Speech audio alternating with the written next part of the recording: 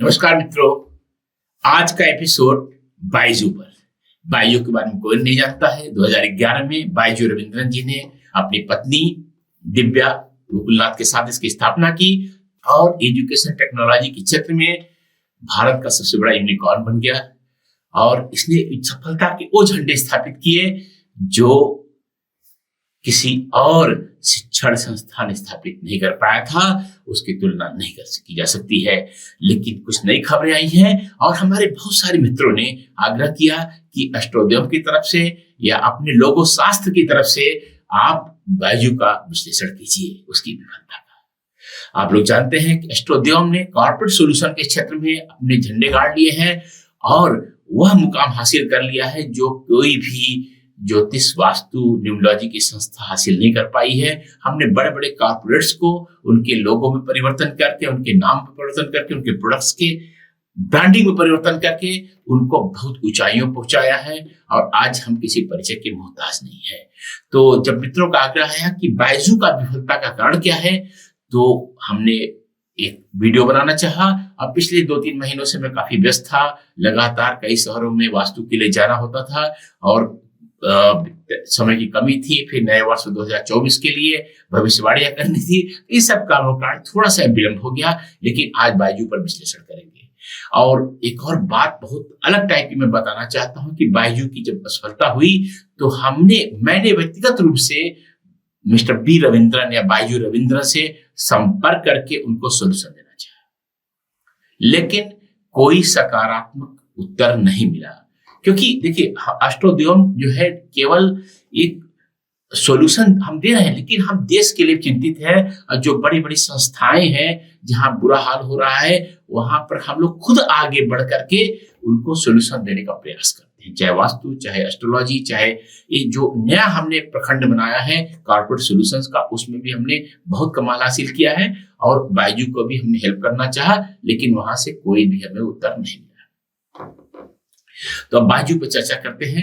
बायजू ने 2011 में जब इसका प्रारंभ हुआ था मिस्टर रविंद्रन ने, तो इसके बाद से लगातार ये ऊंचाइयों पर चढ़ता रहा। बहुत सारे एक्विजिशन किए, बहुत सारी कंपनियां इकट्ठा की और लगातार ये ऊपर चढ़ते गए। लेकिन जब इन्होंने अप्रैल 2021 में एक कंपनी आकाश कोचिंग इंस्टीट्यूट, एक अलग ब्रांड वैल्यू उसकी बहुत अच्छी थी, उसका एक्वायरमेंट किया। और जब इन्होंने आकाश को अपने नए लोगों के साथ लॉन्च किया, स्क्रीन पर जैसा देख पा रहे हैं आप, आकाश का बड़ा सा लिखा हुआ, नीचे बायजू लिखा हुआ, और तब हमने एकदम से सन्नाटे में आ गए और हमने इसके बारे में पहले भविष्यवाणी कर दी और ऑन रिकॉर्ड हमने मिस्टर रविंद्रन से संपर्क करके उनकी सहायता करनी चाहिए, क्योंकि हमें दिखना शुरू हो गया था कि अब एक बहुत बुरा होने वाला है।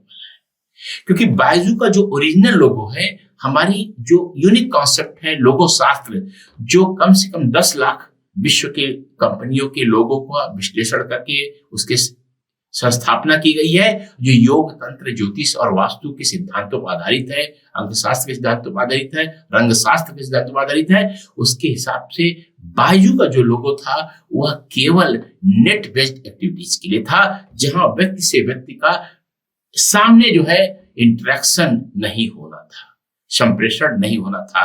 दूसरी बात, बायजू एक फील फैक्टर, उसका जो आप जो लोगो शास्त्र के सिद्धांत है, उसका जो फॉन्ट है, उसके कलर है, उसका जो डिजाइनिंग, जिस तरह से प्लेसमेंट है, वह सारा का सारा जो है एक फील फैक्टर पे है, एक्चुअल डिलीवरी पे नहीं है।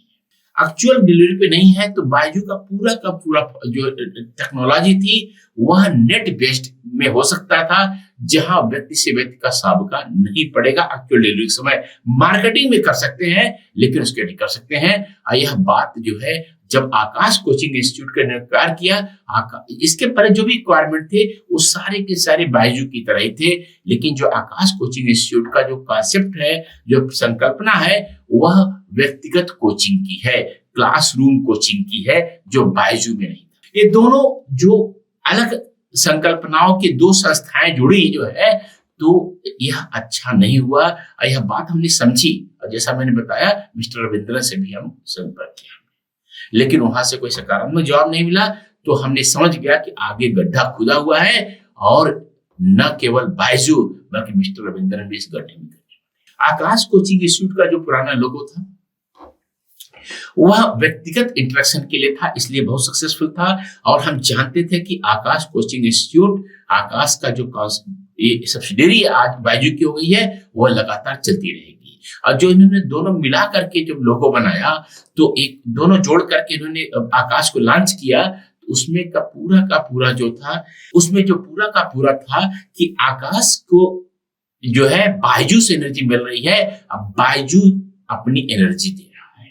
आपको ये सब बातें बड़ी अजीब सी लगेगी, लेकिन हमने हजारों लोगों में इसको विश्लेषण करके सिद्ध किया कि यही सही है। तो इस लोगों में दोनों को आप स्क्रीन पे जो दिख रहा है, इसमें आकाश को बायजू से सपोर्ट मिल रहा है, एनर्जी मिल रही है, हर तरह से मिल रहा है, लेकिन बायजू की पूरी एनर्जी आकाश में जा रही है। तो अंतिम रिजल्ट क्या निकलेगा कि आकाश तो प्रॉस्पर करेगा बायजू का सब्सिडी रहने के बावजूद, लेकिन बायजू जो है क्रम्बल करेगा, गिरेगा। और यही बात हम जो है अलर्ट करना चाहते थे मिस्टर रविंद्रन को, और हमने व्यक्तिगत कायदे से कंसल्टेंट को इस तरह से आगे नहीं बढ़ना चाहिए, लेकिन हमने आगे बढ़ करके मिस्टर रविंद्रन को संपर्क किया, ऑफर किया, लेकिन वहां से कोई जवाब नहीं मिला। आज आप देख लीजिए क्या हालत है। आज बायजू का जो टोटल वैल्यूएशन है वह 5% भी नहीं रह गया है, 5% भी नहीं रह गया है। जो अक्टूबर 2022 में लगभग 22 बिलियन डॉलर्स का था, आज वह जो है जनवरी में जो हमारी रिपोर्ट हमारे पास है, वह जो है 1 बिलियन की रह गई है। 22 से 22 से 1 बिलियन की रह गई है। यह निश्चित ही अच्छी बात नहीं है। आज जनवरी 24 में बैठा हूं, 1 बिलियन उसकी वैल्यूएशन पूरे बायजू ग्रुप की हो गई है, और उन पर तमाम तरह के लोन है। ईडी ने रेड की है, एनफोर्समेंट डायरेक्टरेट ऑफ इंडिया ने, और तमाम समस्याएं उनके सामने है जिससे उनको निकलना है। तो अब आप पूछेंगे सोल्यूशन क्या है, इसका हल क्या है? इसका हल यही है कि आकाश कोचिंग इंस्टीट्यूट को या तो दोनों को एंटिटी अलग कर दें, बायजू को अलग कर दें, आकाश को अलग कर दें। आकाश का लोगो वो ठीक ठाक था, उसको चलते रहने दें। अब बायजू के लोगों को वहां से हटा दें। अगर आकाश को ही मेन स्टे रखना चाहते हैं बायजू ग्रुप जो है, तो बायजू का लोगो बदल दें, क्योंकि बायजू का जो लोगो है वह केवल ऑनलाइन के लिए प्रेफरेबल है, और पर्सनल जो है कोचिंग के लिए एकदम खराब है, सुसाइडल है, आत्मघाती है। यही हमारा सॉल्यूशन है। तो जो मित्रों ने आग्रह किया था वो हमने दिया।